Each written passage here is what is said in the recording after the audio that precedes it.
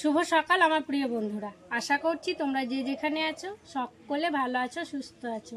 বীরভূম জেলার ছোট্ট একটি গ্রাম থেকে আমি রইবকি তোমাদের সকলকে জানাই আমার ব্লগ চ্যানেলে অনেক অনেক স্বাগত আর আমার অনেক অনেক ভালোবাসা। তো এখন বাজছে সকাল 10টা আর আজকের ব্লগটা একটু দেরি করেই শুরু করলাম। স্নান টান করে দেখো আমি শাড়ি পরে নিয়েছি, রেডি হয়ে নিয়েছি, কারণ আজকে যাব ডাক্তার দেখাতে। তো হসপিটাল থেকে ছুটি দিয়েছিল তো আগের বুধবার, তো আজকে হচ্ছে বৃহস্পতিবার, বুধবার 8 দিন, আজকে হচ্ছে 9 দিন।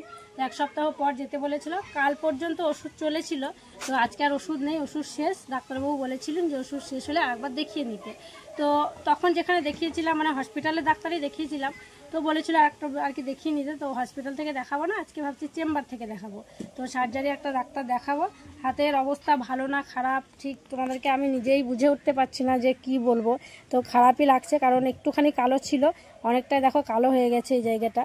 তো ব্যথা সেরকম নেই, তবে মাঝে মধ্যে টিসটিস টিসটিস করছে। তো ডাক্তারবাবুকে দেখাবো, ডাক্তারবাবু বলবেন তবেই কিন্তু বুঝবো। ডাক্তারবাবুরাই একমাত্র বুঝতে পারবে যে অবস্থা ভালো না খারাপ, ভালোর দিকে যাচ্ছে না খারাপের দিকে যাচ্ছে। এতগুলো যে ওষুধ খেলাম তাও তো কোনো পরিবর্তন আমি দেখতে পাচ্ছি না। এগুলো তো এমনিতেই ফোলা কমেই গেছিলো হসপিটাল থেকে আসার সময়তেই। তো যাই হোক, দেখাই, দেখিয়ে দেখি কি বলছে না বলছে। আর এই জিনিসে রিস্ক নেওয়া যাবে না, ঠিক আছে? ইনফেকশনটা আবার বাড়তেও পারে, আর তখন বেড়ে গেলে খুব মুশকিল হবে, মানে তখন কষ্টটা বেশি হবে এখন থেকে যদি ঠিক না করা হয়। তো এই যে দেখতে পাচ্ছি, দেখি ভালো করে দেখি ঘোরাও হাতটা, এই যে দেখো মানে কি হয়েছে, দেখো হাতটার অবস্থা। তো চলো যাই দেখি ডাক্তারে কি বলছে না বলছে, সবটাই তোমাদেরকে জানাবো, সবটাই মানে দেখাবো। দেখাতে তো পারবো না চেম্বারে, তবে জানাবো সবটাই। তোমরা তো অনেকেই চিন্তা করো, অপেক্ষা করো যে ডাক্তার কখন কি বলছে। তো চলো যাই, টোটো চলে এসছে। টোটোয় উঠে বেশ অনেকটা রাস্তা পেরিয়ে চলে এসেছি, আর রামপুরহাটে দেখো আমরা পৌঁছেও গিয়েছি। আর একটু গেলেই কিন্তু যে চেম্বারে দেখাবো সেই চেম্বার। তো এদিকে আমার মনে না খুব ভয় কাজ করছে, জানো তো, মানে এত ভয় করছে কি বলবো। শুধু মনে হচ্ছে ডাক্তারের কি বলবে না বলবে, মানে এটা নিয়ে খুব চিন্তায় চিন্তায় আমি যাচ্ছি। আর রুদ্র বাবা আমাকে শুধু সান্ত্বনা দিচ্ছে, বলছে তুমি চুপ করে থাকো, কিচ্ছু ভয়ের কারণ নেই, দেখবে ডাক্তারে ভালোই বলবে, খুব তাড়াতাড়ি তুমি ভালো হয়ে যাবে। তো সেটাই ও বলছিল, আমাকে সান্ত্বনা দিচ্ছিল। তো যাই হোক, চলো যাই ডাক্তার দেখাই। আর ডাক্তার দেখানোর পর ডাক্তারে কি বলছে না বলছে সবটাই কিন্তু তোমাদের সাথে শেয়ার করব।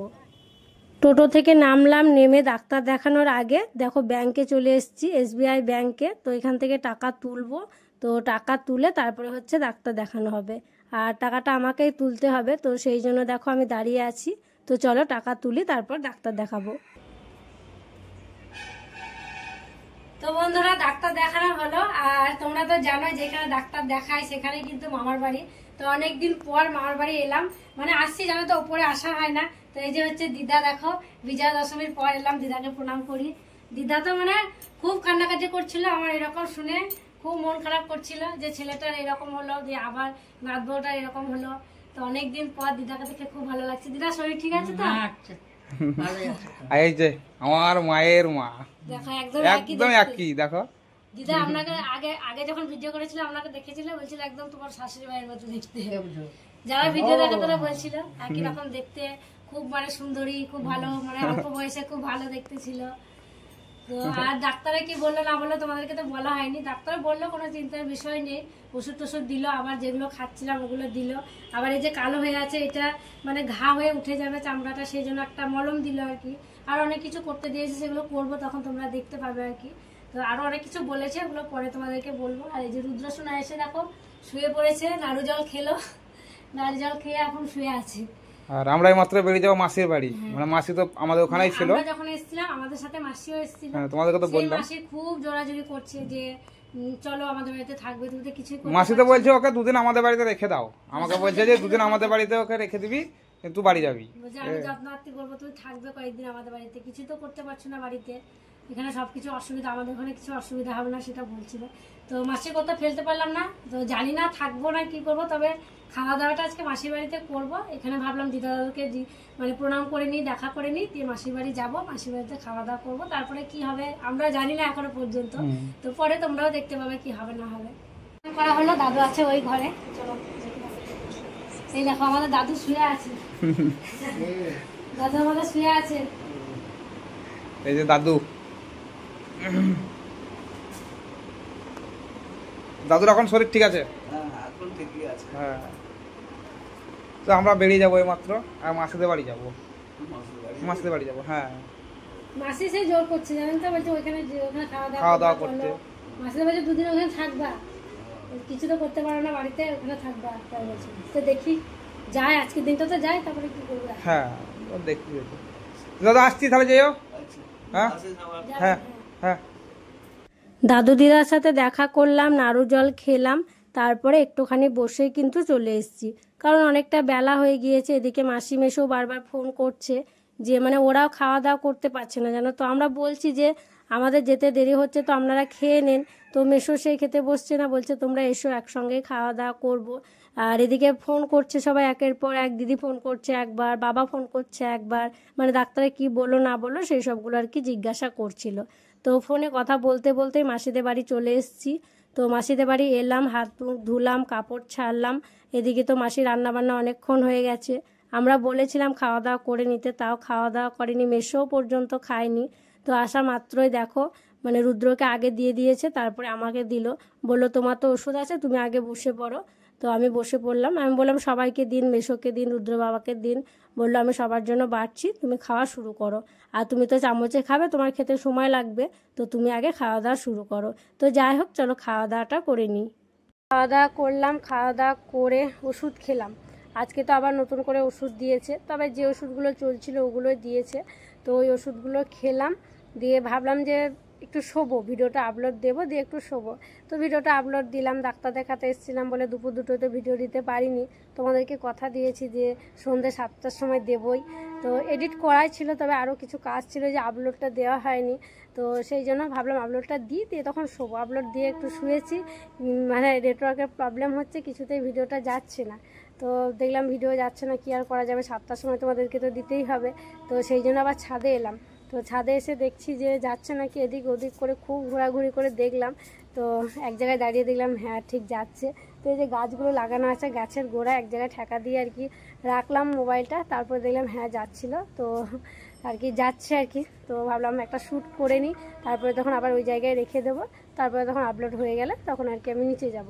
আর ওইদিকে রুদ্রসোনা নিচেই আছে, নিচে খেলা করছে, মানে ওই যে একটা দাদা আছে, মানে মাসির ওইটা ভাসুরের ছেলে হয়, তো ওরা এখানে আর কি নিজের ছেলের মতোই থাকে। তো ওদের একটা বাচ্চা আছে রুদ্রর মতো, ও তো আশা থেকে ওর সাথে খেলা করছে, মানে মাকে ভুলেই গিয়েছে, খাওয়া দাওয়া ভুলে গেছে। ওকে নিচ থেকে নিয়ে এলাম, ওরা নিচের তলায় আছে, তো ওর সঙ্গে খেলা করছে। তো ভিডিওটা চলে যাবে, তারপরে যাব রুদ্রর কাছে, রুদ্র কী করছে দেখব, আর আমিও একটু শোবো। ভিডিওটা না গেলে আর যাওয়া হচ্ছে না, কারণ নিচে একদমই ভিডিও যাচ্ছে না, 7টাতে দিতেই পারবো না। আর এখানে যদি কিছুক্ষণ আমি থাকি তাহলে চলে যাবে। তো যাই হোক চলো একটা জায়গায় আমি বসি, বসার জায়গা অনেকগুলোই আছে, এক জায়গায় বসবো, ভিডিওটা চলে গেলে তখন আমি নিচে যাব। দিদিভাইয়ের গান শেখা হয়ে গেল, দিদিভাইয়ের গান শেখা হয়ে গেল। মাস্টার কই চলে গেল, মাস্টার কই চলে গেল, মাস্টার চলে গেল। দেবার তোমরা শিখছো নাকি? রুদ্র বাজাও দেখি একবার। রুদ্র দেখো এই প্রথমবার হারমোনিয়াম বাজাচ্ছে। শিখিয়ে দাও তো অনঙ্গ, দাদাকে শিখিয়ে দাও। অনঙ্গই ছোট, রুদ্র বড়। হ্যাঁ দেখো দুই ভাইয়ের কাণ্ড দেখো, দিদি ভাইয়ের গান শেখা হলো, তারপর দুই ভাই এখন গান শিখছে। তুমি পারবে না বাবা, এসো। রুদ্র দিদি ভাই রুদ্রকে দেখো গান শেখাচ্ছে সারেগামাপা।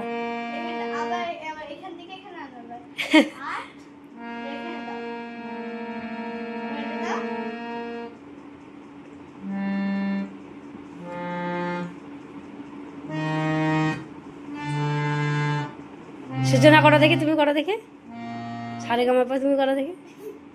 দিদি দেখো বসে দেখো।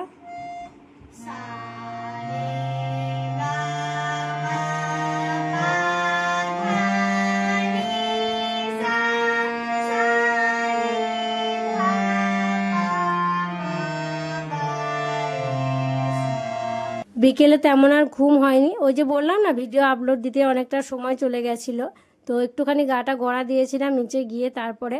আর এখন প্রায় সন্ধ্যা হতে আসছে। তো মেশো দেখো ছাদে এসছে, ছাদে এসে গাছগুলোতে জল দিচ্ছে।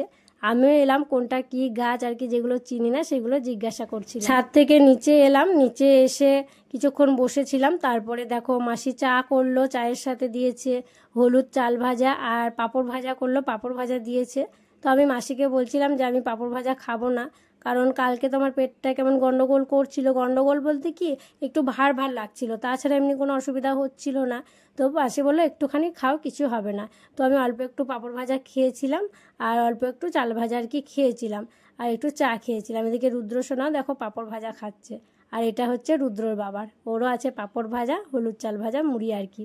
তো যাই হোক, চলো আমরা এই সন্ধেবেলাকার খাবারটা খেয়ে নিই, তারপরে আবার তোমাদের সাথে দেখা হবে। তো বন্ধুরা, আবার অনেকক্ষণ পর ফিরে এলাম। সেই যে সন্ধেবেলা হলুদ চাল ভাজা খেয়েছিলাম, তো তারপরে আর কোনো শ্যুটই নেওয়া হয়নি। তারপরে কি আর করব, বসেছিলাম। তারপরে ওই যে গরম জল করে যে হাতটা ডুবিয়ে রাখতে বলেছিল 15-20 মিনিট, তো ডুবিয়েছিলাম ওষুধটা দিয়ে। তারপরে মাসি রান্নাবান্না করছিল, মাসির ওইদিকে একবার করে যাচ্ছিলাম, দেখছিলাম। তো মাসি রান্নাবান্না করা হলো, তারপরে মানে মাসি আর আমি অনেকক্ষণ বসে গল্প করছিলাম। আর এখন বেজে গেছে রাত 11টা। তো রাত 11টা বেজে গেছে, এখন আমাদের খাওয়া দাওয়া কমপ্লিট হয়ে গেছে। মাসি রান্না করেছিল, রাত্রে ডাল করেছিল, আলু সিদ্ধ করেছিল, আলু পোস্ত করেছিল, ডিমের অমলেট করেছিল। তো সেই সমস্ত দিয়ে খাওয়া দাওয়া করলাম, এইমাত্র 11টা বাজছে। তো ওষুধ আছে, ওষুধগুলো খাবো, রাত্রে যে ওষুধগুলো আছে। আর এই যে রুদ্রসোনা দেখো বিছানায় একদম শুয়ে পড়েছে, তো মশারিটা টানাতে হবে। তো মাসি বললো আসছি আমি, মশারিটা টানিয়ে দেব, বসো। তো মাসি আর কি খাওয়া দাওয়া করা বাসনগুলো আর কি গুছিয়ে নিচ্ছে। তো যাই হোক, আর সন্ধ্যেবেলা আর কিছু শেয়ার করলাম না, কী বা শেয়ার করবো বলো। তো চলো তাহলে মশারিটা টানানো হোক, তারপরে হচ্ছে শুয়ে পড়বো, আবার সকালবেলায় তোমাদের সাথে দেখা হবে। তাহলে বন্ধুরা, আজকের মতো এখানে বিদায় নিচ্ছি। তোমরা সকলে ভালো থেকো, সুস্থ থেকো। আর যারা নতুন বন্ধু হয়ে আমার এই ভিডিওটি দেখছো, তাদের কাছে একটি অনুরোধ করব, আমার চ্যানেলটিকে সাবস্ক্রাইব করে আমার পাশে থেকো।